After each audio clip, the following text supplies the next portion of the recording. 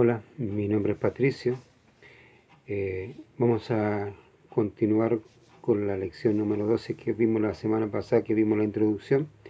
Hoy vamos a ver una parte del desarrollo de esta lección, la lección que vamos a ver, o el tema que vamos a ver fundamentalmente es la vida en Cristo, que es lo que es la vida en Cristo. Para eso le invito, primero que todo, a ir a la Biblia, a Juan 8:12. Juan capítulo 8, versículo 12. Dice: otra vez Jesús les habló diciendo: yo soy la luz del mundo, el que me sigue no andará en tinieblas, sino que tendrá la luz de la vida.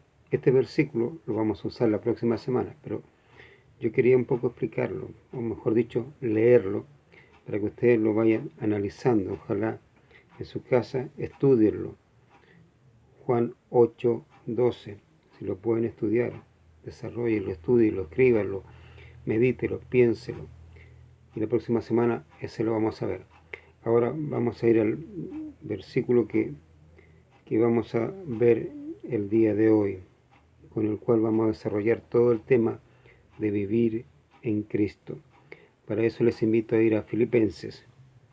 Filipenses capítulo 1, versículo 21. Un versículo muy conocido, pero poco practicado por nosotros.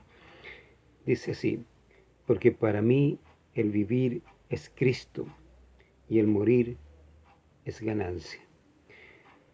Si usted le toma el peso a estas palabras que Pablo dice, esto es la vida de un hijo de Dios. No digo cristiana porque iría en contra de lo que yo mismo he estado enseñando, que el nombre cristiano no es para nosotros, solamente le pertenece al Señor Jesucristo. Ya, haciéndose paréntesis, sigo. Lo que Pablo aquí está diciendo, que para él el vivir es Cristo. Eso debiera ser para todos nosotros de la misma forma. El vivir debiera ser Cristo y el morir es una ganancia. ¿Cuántos de nosotros estamos asustados por morir? Yo presto atención en las oraciones, a veces en las iglesias, y mucha gente asustada porque el médico le dijo que tenía tal o tal enfermedad, asustada porque puede morir. Pablo dice que para él el morir era ganancia. Este tema también lo vamos a ver más adelante, dentro de lo mismo de vivir en Cristo, la muerte. La muerte es parte de la vida, que nosotros no hablamos de ella, no estamos conversándolo, es otra cosa, pero es bueno enseñarla. Y Pablo dice que para él el vivir es Cristo y el morir es ganancia. ¿Para usted es ganancia la muerte? ¿El vivir es Cristo? Vamos a verlo. Vamos a desarrollar este tema en cuestión. Número 1, Romano. Pablo dijo: para mí el vivir es Cristo. Dios lo que quiere es que usted y yo andemos en una vida nueva. Y esa vida nueva es en Cristo. ¿Ya? Vivir en Cristo es una vida nueva. Para eso les invito a ir a Romanos. Romanos capítulo 6. Romanos 6, versículo 4. Romanos 6, 4. Recuerden, Pablo dice: para mí el vivir es Cristo. El vivir en Cristo es andar en una vida nueva. ¿Ya? Romanos 6, 4. Ojalá puedan ustedes en su casa estudiar todo el libro romano. Yo por una cosa de memoria del celular no puedo hacerlo, pero ojalá ustedes lo puedan hacer. Estúdienlo, es muy bueno, van a aprender mucho, pero pongan el sentido, pidan al Espíritu Santo que les muestre qué es lo que dice este capítulo. Versículo 4 dice: porque somos sepultados juntamente con Él para muerte por el bautismo, a fin de que, como Cristo resucitó de los muertos por la gloria del Padre, así también nosotros andemos en vida nueva. O sea, lo que Dios quiere es que nosotros andemos en vida nueva. ¿Cuándo empieza la vida nueva? Cuando yo entiendo el bautismo. Cuando usted, yo, nos bautizamos, yo creo que usted ni yo lo entendimos. Pensamos que el bautismo era para hacernos miembros de una iglesia. Pero el bautismo no es eso. El bautismo es yo diciendo que estoy sepultado, o sea, estoy muriendo a mi vieja naturaleza y estoy resucitando para vivir con Cristo, para andar en una vida nueva en Cristo Jesús, Señor nuestro. Eso es el bautismo. No lo entendimos.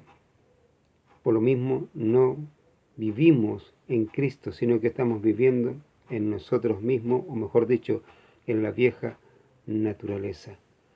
Usted está basando toda su vida en cambios, que hay cambios, yo estoy haciendo estos cambios. La Biblia, si usted ve a la Biblia no habla de cambios. La Biblia, la palabra que utiliza es transformación, no usa la palabra cambio. ¿Por qué? Porque a través de la misma creación Dios explica lo que es un cambio. Ejemplo, el agua. Si usted pone un trozo de hielo en un sartén, ese hielo al ponerle en fuego se va a derretir, ¿cierto? Se va a convertir en agua. Luego, si lo sigue poniendo, si lo mantiene en el fuego, eso se va a convertir en vapor. Tiene 3 cambios, pero siempre sigue siendo agua. H2O.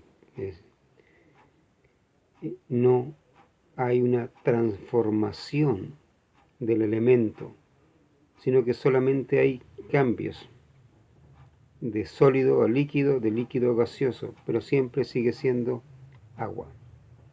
Y eso hace los cambios. Los cambios te lo hacen cambiar de estado, pero interiormente siempre es el mismo. No hay una transformación. Mientras lo que Dios habla de una transformación, Romanos 12, si usted lo ve, versículo 2, habla de siendo transformado por medio de la renovación de vuestro entendimiento. ¿Ya? Siempre habla de transformación. Y eso lo produce solamente Dios, cuando usted entiende el bautismo. Por eso va a andar en una vida nueva, porque va a andar en el nuevo hombre, no en el antiguo. ¿Ya? Va a ser como la oruga. Como digo, la creación explica todas las cosas. Una oruga, cuando empieza a ser como una no sabría cómo explicarlo, pero la oruga se transforma en una mariposa. Luego la oruga ya no puede volver a ser oruga. O sea, la mariposa no puede volver a ser oruga. Ya se transformó en una mariposa. Hubo una transformación. Y eso es lo que Dios quiere. Dios nos dejó un ejemplo, nos dejó donde nosotros podemos transformarnos, que es Jesús el Cristo. Usted, una vez que ha sido transformado, se transforma, piensa como Cristo, habla como Cristo, vive como Cristo, ama como Cristo, etc. Ya no puede volver a ser la misma persona, sino que es una persona como Cristo. ¿Ya? Eso es la transformación. Y eso es empezar a vivir una vida nueva. Para eso tenemos que entender el bautismo y hacer una confesión real. Si usted se bautizó no haciendo una confesión real de realmente morir a la vieja naturaleza para empezar a vivir una vida nueva, usted va a seguir viviendo su vida antigua. Vamos a Colosenses. Colosenses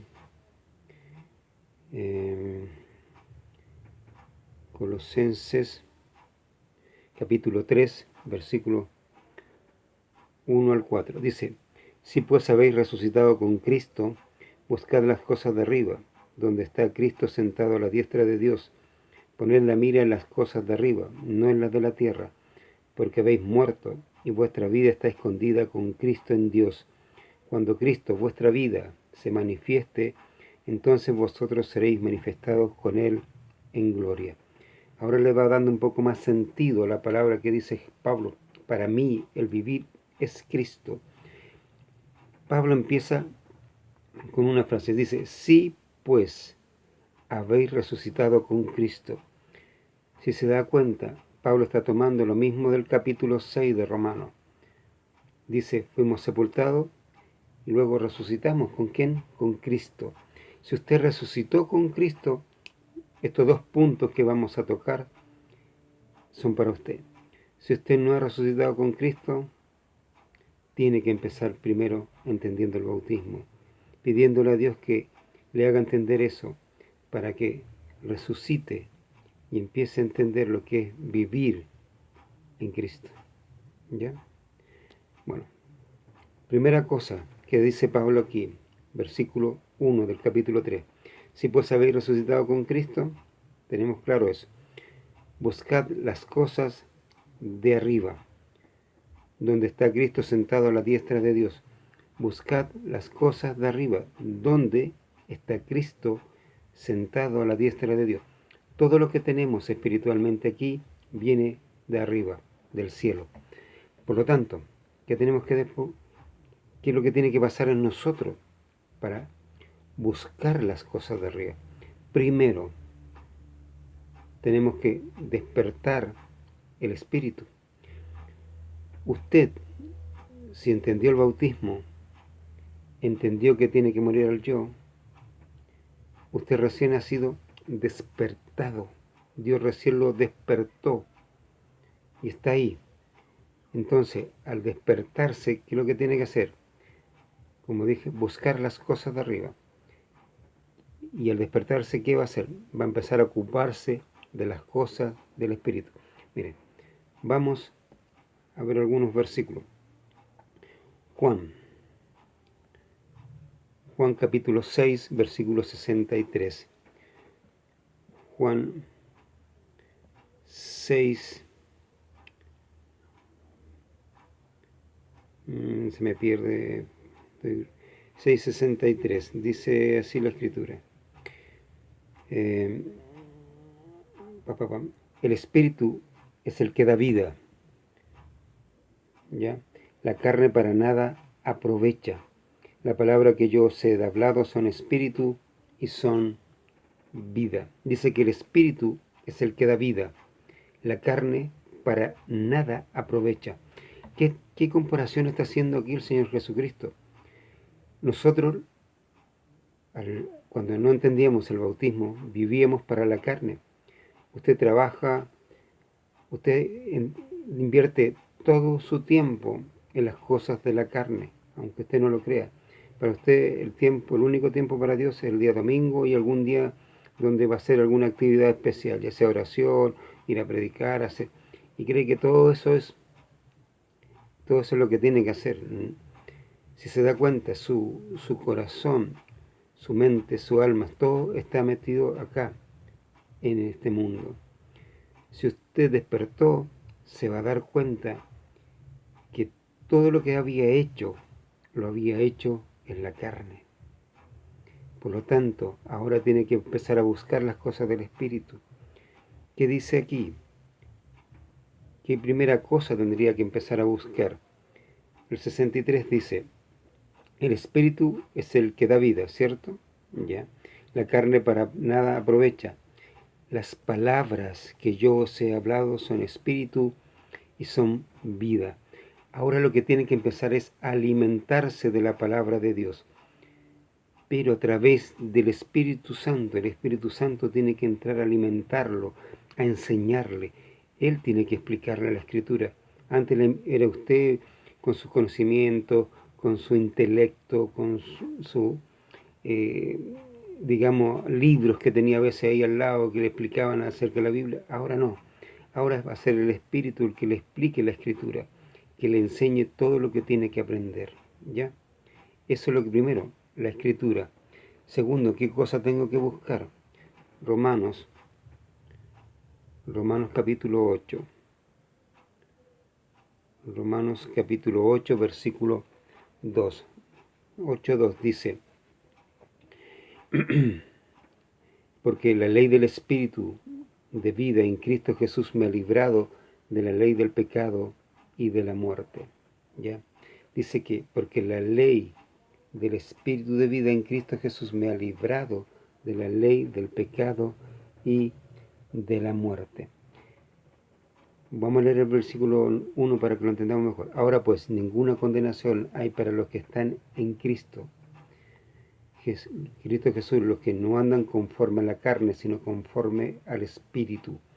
Porque la ley del Espíritu de vida en Cristo Jesús me ha librado de la ley del pecado y de la muerte, porque lo que era imposible para la ley, por cuanto era débil por la carne, Dios enviando a su Hijo en semejanza de carne, de pecado a causa del pecado, condenó el pecado en la carne, para que la justicia de la ley se cumpliese en nosotros, que no andamos conforme a la carne, sino conforme al Espíritu. Porque los que son de la carne piensan en las cosas de la carne, pero los que son del Espíritu en las cosas del Espíritu. Ahora tengo que empezar a andar en el Espíritu. La ley del Espíritu en vida, de vida en Cristo Jesús, me ha librado. Si ustedes leen Romanos 6, el versículo 7, Romanos 6, 7, dice que los que han muerto al pecado han sido justificados del pecado. Hay otras versiones que hablan y le cambian esto, dice, el que ha muerto al pecado ha sido liberado del pecado. Un poco entendiendo lo que dice aquí, porque la ley del Espíritu de vida en Cristo Jesús me ha librado de la ley del pecado.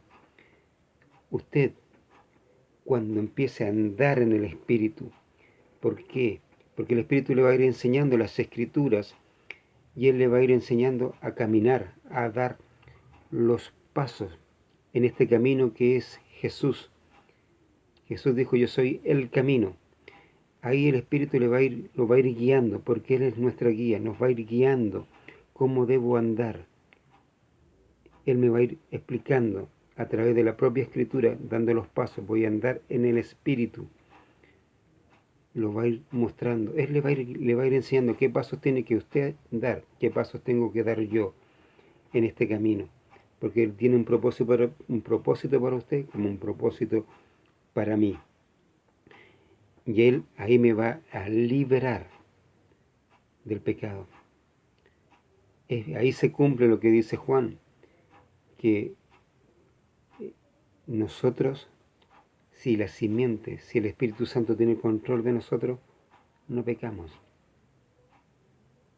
porque somos libres del pecado. Así de simple. Pero cuando usted empiece a andar en el Espíritu, no que va a hablar en lengua, no que va a hacer otras cosas, no. Entiéndase lo que la Biblia también habla de lenguas. Cuando la Biblia habla de lenguas humanas, habla de idiomas. Hay personas que Dios le ha dado ese don, o mejor dicho, el Espíritu Santo le ha dado el don de hablar en otros idiomas. Y lo puede hacer. Tiene la facilidad para hacerlo, porque es un don de Dios. ¿Ya? No se asuste por eso. Ese es un don. Hay otras personas que hablan en otras cosas que no tienen ningún sentido y que la Biblia no acepta. Pero el don de los idiomas sí lo ha dado y está todavía. Así que no se preocupe por eso. Sigamos. Mismo Romanos 8:6, que dice, porque el ocuparse de la carne es muerte, pero el ocuparse del Espíritu es vida y paz. Si se da cuenta, aquí vamos agregando cosas. Tenemos la Escritura, el andar en el Espíritu, que son cosas que tengo que empezar a hacer, y luego todo eso me va a traer vida y paz. Porque si yo, dice, versículo 6, porque el ocuparse de la carne es muerte, ¿cierto? Pero el ocuparse del Espíritu es vida y paz. Cuando yo me ocupo de las cosas que el Espíritu Santo me va a ir mostrando, y yo me ocupo de las cosas espirituales, tengo vida, primera cosa, y paz. Porque la Biblia habla de vida, no está hablando de vida eterna. Usted cuando creyó en el Señor Jesucristo tiene vida y vida eterna. Aquí está hablando de una cosa de relación. Cuando usted tiene una relación con Dios, tiene vida, porque anda en luz, ¿ya? Cuando usted no tiene una relación con Dios, está en tinieblas, o sea, está en muerte. Eso lo va a entender en Romanos 6. Romanos 6 habla de que una persona que no entendió el bautismo está todavía muerto, está muerto para Dios, porque no vive, está muerto. No significa que no tiene vida eterna. Ahí no está hablando de eso, sino está hablando de una muerte en cuanto a la relación con Dios. Recuerden Efesios capítulo 5, versículo 14, cuando Dios dice, despiértate tú que duermes y levántate ¿de qué? De los muertos. Porque como usted no tiene una relación con Dios, está como un muerto. Vive como un muerto, piensa como un muerto, habla como un muerto y hace todas las cosas que hacen los muertos. Es así. Sus intereses son en base a los mismos de los muertos. Tienen los mismos temores de los muertos. Esa es la cosa que pasa. Pero cuando usted tiene una relación con Dios, ahí hay vida y paz. Tiene paz por todos lados. Porque no importa lo que le esté pasando, usted está en paz. Porque la relación que tiene con Dios le da eso.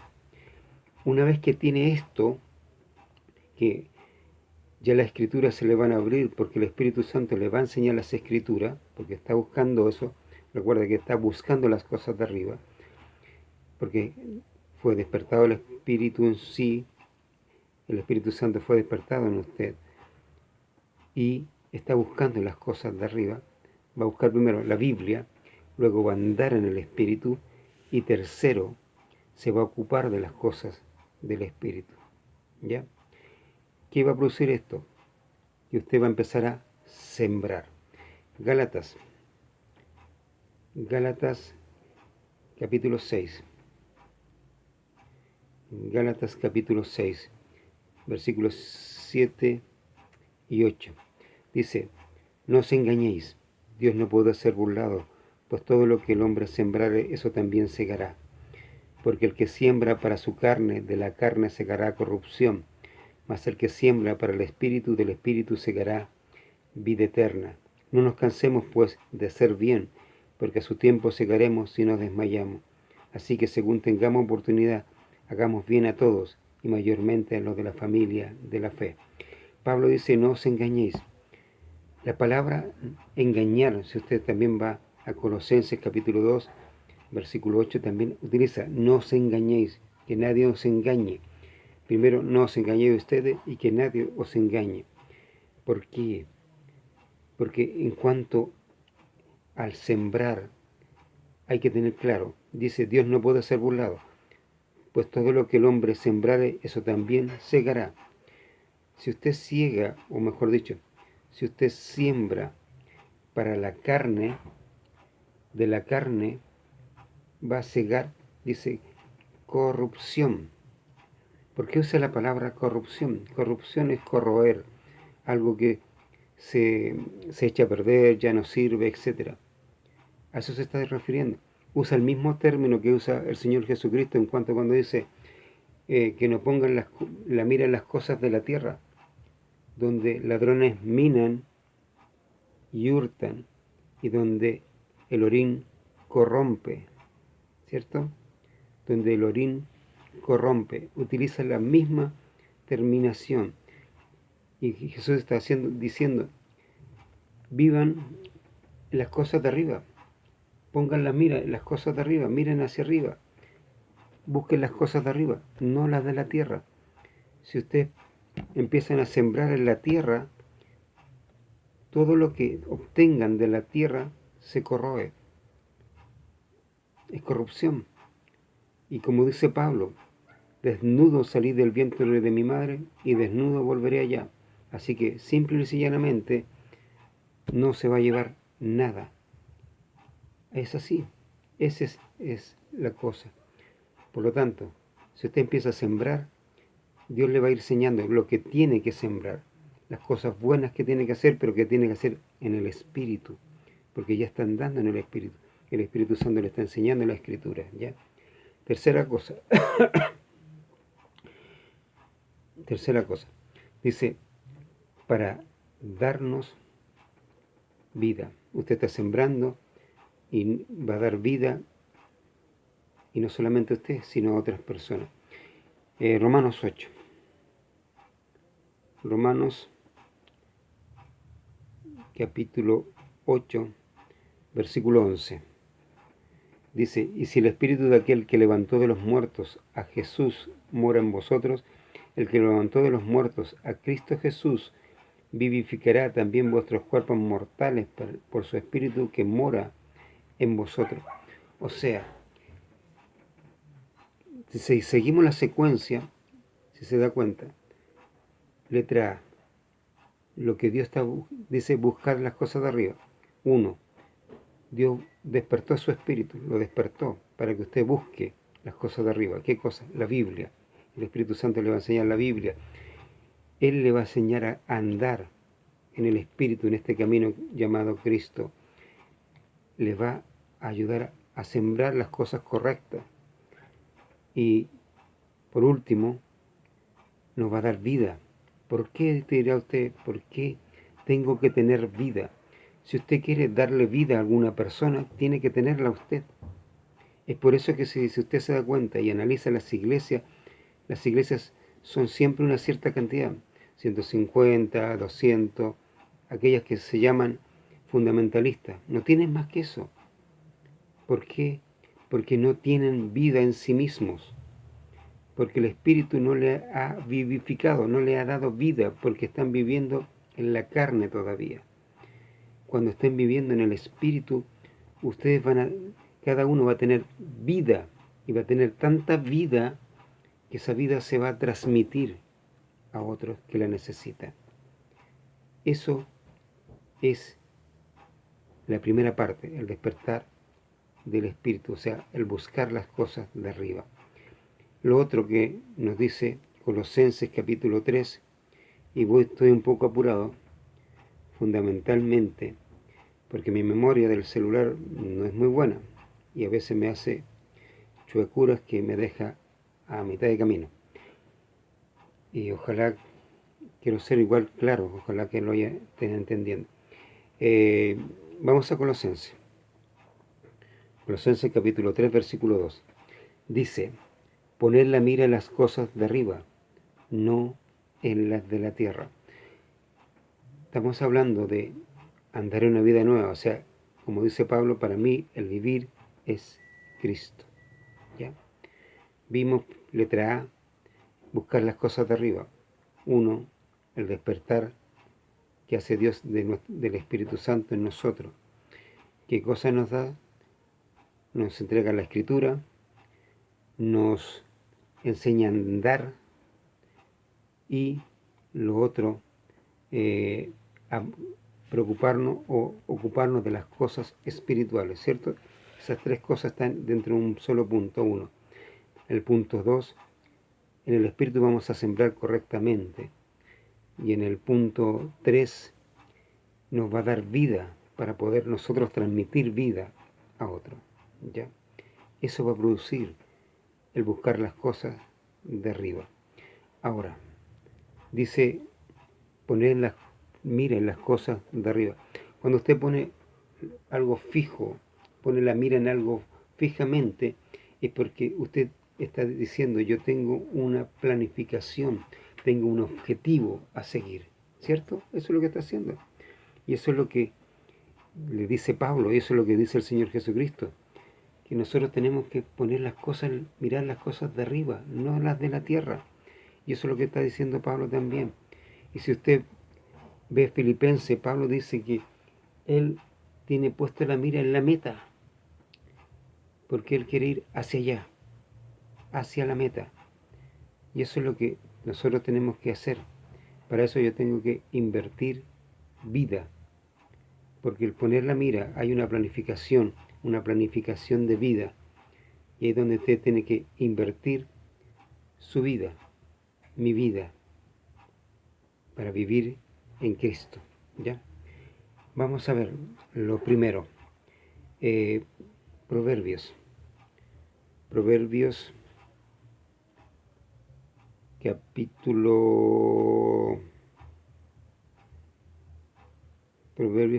4, versículo 23.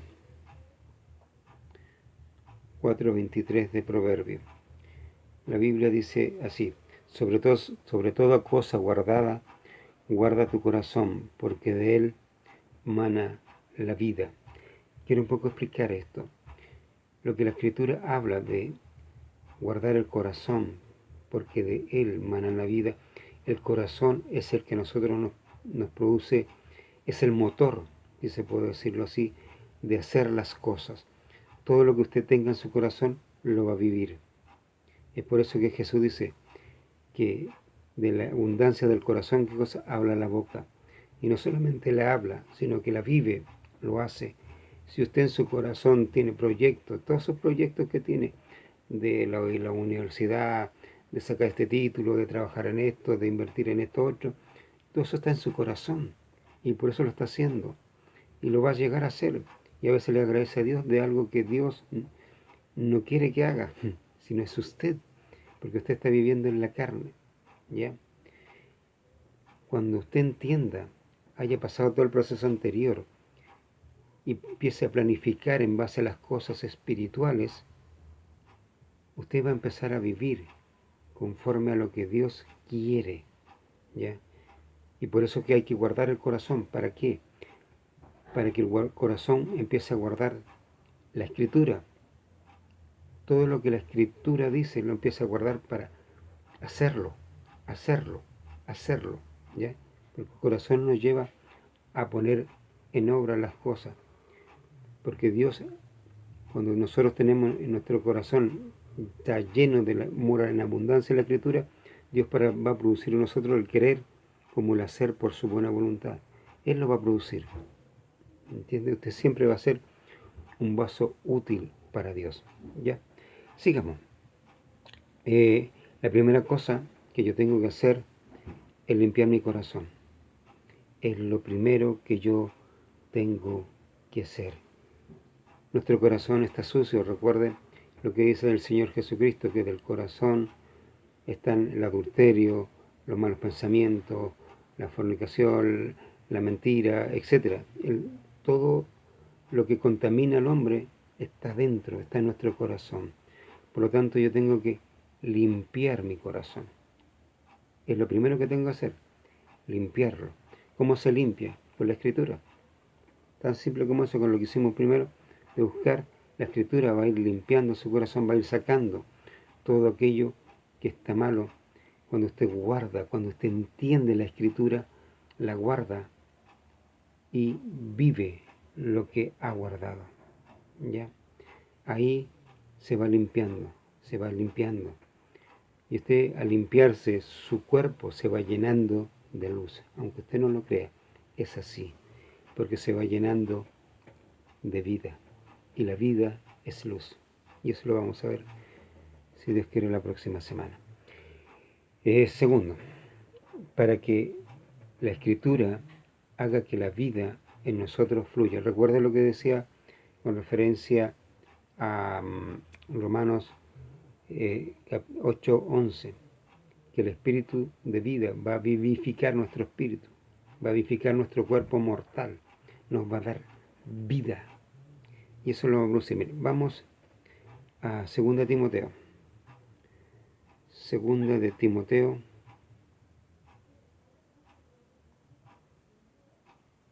2 Timoteo capítulo 3, versículo 16 y 17. Dice así la Escritura: toda la Escritura es inspirada por Dios y útil para enseñar, para redarguir, para corregir, para instruir en justicia, a fin de que el hombre de Dios sea perfecto, enteramente preparado para toda buena obra. Aquí vamos un poco a desgranar las cosas. Dice, toda la Escritura es inspirada por Dios, ¿cierto? No hay ningún problema y no tenemos nada más que decir. Dice, la utilidad de la Escritura, útil para. El para es siempre un objetivo. Este es el objetivo de la utilidad de la Biblia, para, primero, enseñar. Cuando la primera cosa que Dios va a usar en nosotros en la enseñanza, nos va a enseñar principios, nos va a enseñar mandamientos, estatutos, leyes donde nosotros tenemos que empezar a guardar, primero entenderlas, entender el principio. Por ejemplo, Dios es así, Dios es santo. ¿Usted entiende por qué Dios es santo? Muchas veces aceptamos cosas que no tenemos idea y Dios quiere que usted la entienda. La santidad de Dios, la justicia de Dios, la omnipotencia de Dios, la omnisciencia de Dios, muchas cosas y otros principios simplemente sumamente básicos para que usted sea enseñado por Dios. El Espíritu Santo le va a ir explicando, le va a ir enseñando principios donde lo principal, usted lo entienda. Si usted lo entendió, entender no es lo mismo que conocer. El conocimiento es algo que el hombre ocupa mucho. Conocer es algo de donde yo investigo, conozco, sí, esto es así, ya. Como por ejemplo, yo siempre doy el mismo ejemplo acerca de una estufa. El conocimiento de una estufa es, por ejemplo, yo tengo una estufa más o menos que es rectangular, si se puede decirlo así, rectangular, tiene 3 quemadores, tiene para poner un cilindro atrás, arriba tiene la perilla para poder dar el gas y un interruptor para producir la chispa, para que prenda. Todo eso lo conozco. Entender no es eso. Entender es saber para qué sirve esa estufa, ¿ya? Y qué puede producir en mí, en qué me afecta. Si yo prendo la estufa en el verano cuando hacen 30 y tantos grados, ¿va a ser de bendición o me va a ayudar eso? ¿No es cierto? Entonces, yo entiendo que la estufa está para los tiempos de frío. Le entendí cuál es la utilidad de esa estufa. Lo otro es conocimiento. Cuando usted entiende la utilidad de la escritura, del principio que Dios le va a enseñar, esto es para esto. Entonces, Dios le va a enseñar cómo usar ese versículo en personas. No usarlo mal, porque a veces nosotros usamos la Biblia mal, porque la trazamos mal, porque no entendemos la Biblia, porque no nos ha sido enseñada la escritura como corresponde. Y tiramos versículos, más hacemos daño. Es como prenderle la estufa a una persona en el verano. Es así de dañino decirle un versículo a una persona que usted no entiende. Solamente tiene un conocimiento de eso, pero no la entiende. Ese es el mismo daño. Cuando usted entiende, usted va a usar la Biblia de tal forma que sea de beneficio para aquellas personas. Primero para nosotros, para luego hacerlo para esas personas. ¿Me entiende? Eso es lo que la Biblia nos enseña. Y eso es lo que primera utilidad, enseñanza. Primero el Espíritu Santo nos va a enseñar, para después nosotros enseñar también a otros. Después dice, útil para enseñar, para redarguir. La palabra redarguir es usar la fuerza o los argumentos del contrario en su propia contra. Eso es redarguir. El ejemplo más claro de esto está en Mateo capítulo 22, me parece. Cuando vienen los herodianos con los fariseos, con los discípulos de los fariseos, y le dicen a Jesús, es lícito dar, ¿cómo se llama? No me acuerdo la palabra que utiliza. Es lícito dar a César, como el tributo, dar tributo a César.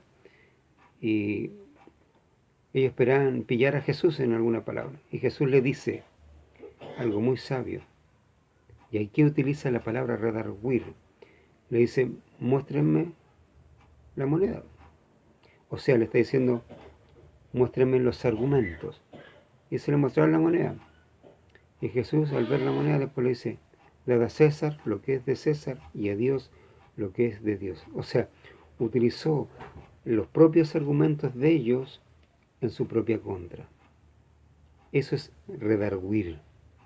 Usar la argumentación de una persona o la fuerza de una persona en su propia contra. Por lo tanto, lo que nos enseña la Escritura es saber es oír. Nosotros siempre estamos preparados para dar una respuesta. Y ahí es donde nos caemos, y ahí es donde los otros utilizan el redarguir en contra nuestra. Yo debo estar tranquilo y esperar, simplemente oír, para tomar la argumentación de ellos, para lanzarla en contra. El otro ejemplo, por ejemplo, ¿se acuerdan? Si ustedes recuerdan cuando los fariseos le dicen a Jesús con qué autoridad hacía tal cosa. Y él le dice, vino Juan el Bautista, lo que él hacía era del cielo o de la tierra. Y ellos decían, si decimos del cielo, estaríamos como apoyando a él. Si decimos de la tierra, la gente lo tenía como profeta. ¿Y quién le responde? Dice, no sabemos. Entonces Jesús le dice, entonces yo tampoco les diré con qué autoridad hago estas cosas.